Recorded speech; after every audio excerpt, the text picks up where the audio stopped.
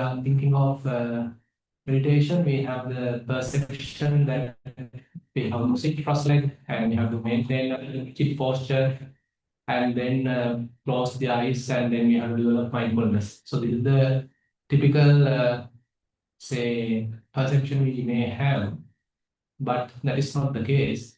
So we can develop mindfulness in any posture. So if you are familiar with Satipatthana Sutta, it starts with talking on the four postures. Probably, can anyone tell what are the four postures? Standing, sitting, walking, even lying down, right? So even those main postures are used to develop mindfulness. And in between, there may be various other postures, minor or some type of postures. Even those can be used to develop mindfulness. So let me start with mindful walking, because it is not a immediately good time to sit because you might fall asleep. So better start with mindful walking. So the idea is while the body is walking, typically our minds are not attuned with that walking posture or walking process.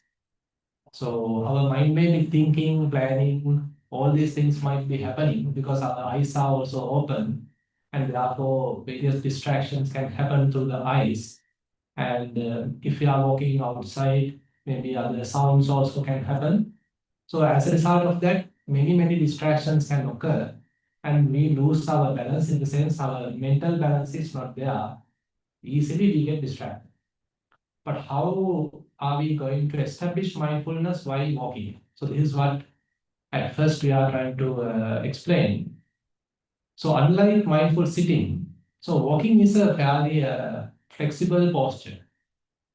We are not supposed to walk while closing the eyes. Rather, we have to keep the eyes open. And then we have to intentionally walk.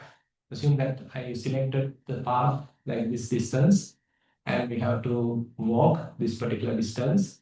And once you reach the end of the walking path, then you are not supposed to immediately turn. Rather, you better stand still for a moment and then establish mindfulness while in the standing posture.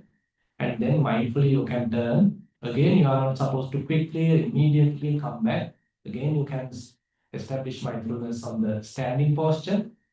And then you can come with the mindful walking till you reach the other end. So once you reach the other end, the same procedure. So what are we supposed to do in between? So in between is actually what is the walking happens. So there are also each and every step we have to be mindful. So this is actually very dynamic process, unlike the sitting where we are supposed to sit and do nothing almost like. But here we have something to do. We are supposed to mindfully walk, and again each and every step we have to establish mindfulness. Suppose that your mind end up with thinking. Say you heard some noise and you distracted like that, or you got an idea came to your mind, you started thinking about it, or your eyes catch with a kind of a vision and then you go with that. All these things are happening, but interestingly, your foot is touching the ground, isn't it? Because we are walking, so our foot is touching the ground. So that is a kind of a reminder for us to come here, not thinking, not fantasizing, not to the, the some sort of vision, not to the noise, but rather come to the body where the foot is touching. So that is the challenge action. So are we able to mindfully walk while many other people are also around us, while many things can be seen, heard, all these things are there, and thoughts also can happen, but can we establish mindfulness? It's a kind of a challenge. But interesting thing is, this is a really, rewarding practice, because assume that only today you heard about it and you started today, and assume that you could only mindfully walk 5 steps. All the other time, assume that, say you did half an hour mindful walking, but continuously you can maintain only 5 steps After that, you again and again get distracted. Assume that that is the case. But next time when you are practicing, you can see, you can make maybe 6 steps. You can make 10 steps. You can make 15 steps. You can make 20 steps. So likewise, the point is, amidst all these distractions, still we are capable of maintaining mindfulness within the body. Because I mean, when we are thinking of meditation, so if we are developing a way, only we have to come to Bhavana society, we have to sit cross-legged, everybody should be maintained the fair with silence, right? And eyes have to be closed and there shouldn't be any pain, then only I can meditate. So this is not the reality, right? So reality is that we have to face with various challenges and we have to go back and while doing various other activities, are we capable of establishing mindfulness? So that is the way, in a way, we are connecting this mindfulness practice to our life, daily life. So therefore, not only mindful walking, even various other activities you can do mindful. Say, for example, while eating, still you can do it mindfully. Say you are changing the clothes, you can do it mindfully. Say you are drinking some water, you can still do it mindfully. Say you are brushing your teeth, still you can do it mindfully. So likewise, there is a separate section in Satipatthana Sutta. Satipatthana Sutta is one of the great discourses preached by the Buddha, where he particularly emphasized the mindfulness practice. And they are not only mindful walking, sitting, say mindful breathing, various other activities are also included. That section is called Sampajanya, where Buddha is talking about the clear comprehension. How to clearly comprehend while we do various other activities. That is also even included. And to just to give you a glimpse, he even included urinating, defecating. Even that one can do mindful. So you can imagine. So what a kind of a broader spectrum that he has included there. So that indicates there is no any activity that we can't do mindfully. So we can do each and every activity mindfully. So that's what we are trying to do today. First, we may do a little bit of mindful walking, and then we do a little bit of mindful standing, and then we go for mindful sitting as the last session. Then we maybe little warm up. So then I am going to show you to show the yeah, I agree. But I just want to yes. So we have a little video. Rather than I just talk, I like to give you a kind of an idea through a video about the mindful walking instructions. Then I will explain it a little, and then we do practically involve in some mindful walking activity. Then we'll come back here after we see the video.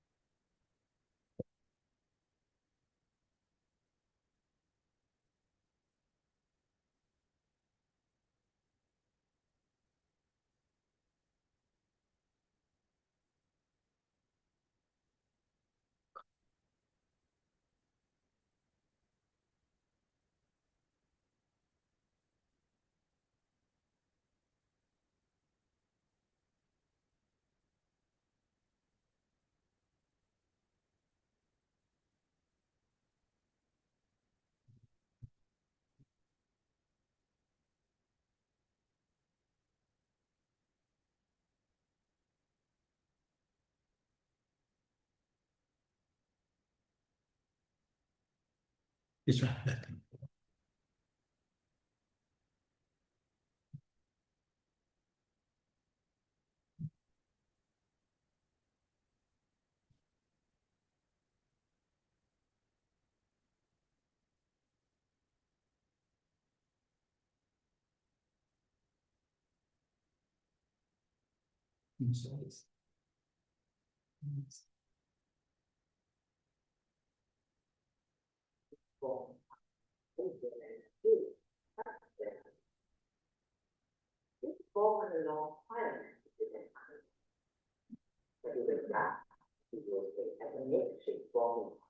for mindful walking. Walking barefoot is highly recommended and is most effective whenever possible. Let's first identify the path that we consider as suitable for mindful walking. The walking path chosen by you should allow about 30 paces of walking to and fro without much disturbance. Once the path has been identified, simply stand erect at one end of the path. Face very kindly, and the local camera has been fixed on the ground. Be very relaxed and be mindful. For a few moments, let us silently reflect and know that we are standing and that we are not sitting. Keep your gaze a few Please feet allow me ahead of to you. Keep your eyes share again, okay? open. Yeah, let me play again. Sorry. Your hands should be relaxed, but clasped at the back or on the front. This is to avoid swinging your arms to and fro while walking. For a few moments, Because we are sharing walking also up something. and down. That's it. I can play. First, let us walk in a relaxed manner, up and down, before you actually commence mindful walking.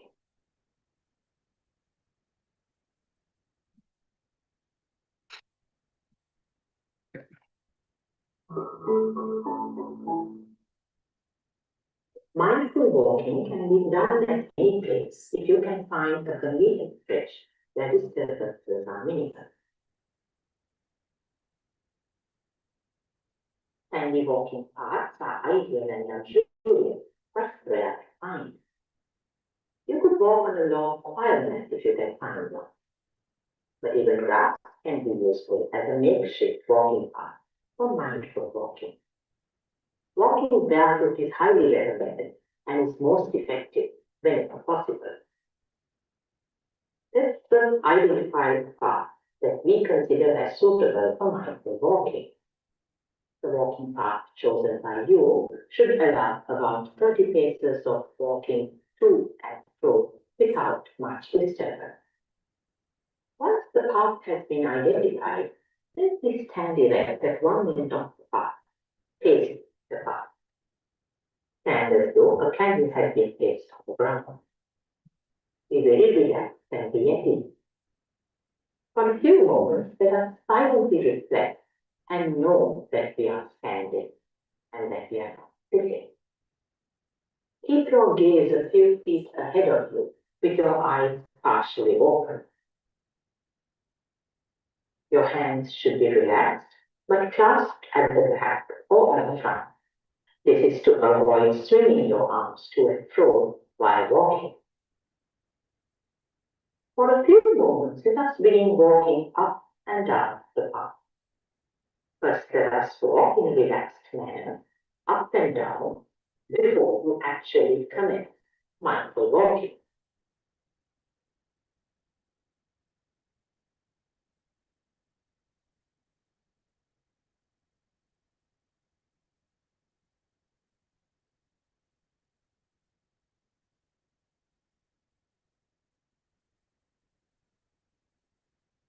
After a few paces up and down, we could then commence walking mindfully. Silently at a pace that is comfortable to you, with your eyes gently focused a few feet ahead of you, begin walking.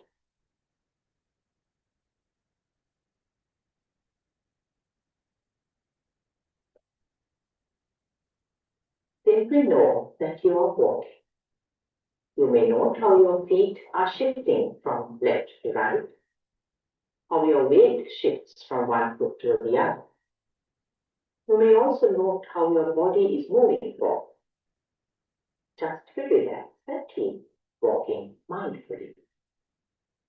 When you reach the end of your chosen path, just pause for a moment, apply slowly, mindfully, silently, and very mindfully know that you are turning clockwise. You may meet with distraction. At that point, don't worry about those or get engaged with those distractions. Simply know that you are turning and that you are now about to start walking back the same way you started. Just as before, slowly, mindfully, and silently walk to and fro on the path. Be relaxed. Keep your gaze ahead of you. You may notice feeling the sand touching the soles of your feet, or your feet lifting and being played. Thoughts and ideas may come and go. Just note them without getting involved or engaged with them. You may hear sounds, or feel the breeze, or feel the heat of the sun on your skin, or you may even see an exciting sight. Just note all of these and keep walking. Silently, slowly, mindfully with our movement. After a while, this period could range from 20 to 40 minutes. When you are about to come to the end of your mindful walking session, silently stand at the end of the path. Note that you have just completed a session of mindful walking. If you are next going to do a session of mindful sitting, the mindful walking would serve as an ideal warm-up for your mindful sitting. In which case, please carry your mindfulness with you to the mindful sitting session, so that your mindfulness will remain uninterrupted. If not, very mindfully return to your scheduled activity, again keeping your mindfulness intact. We hope you will continue to enjoy your mindful walking session.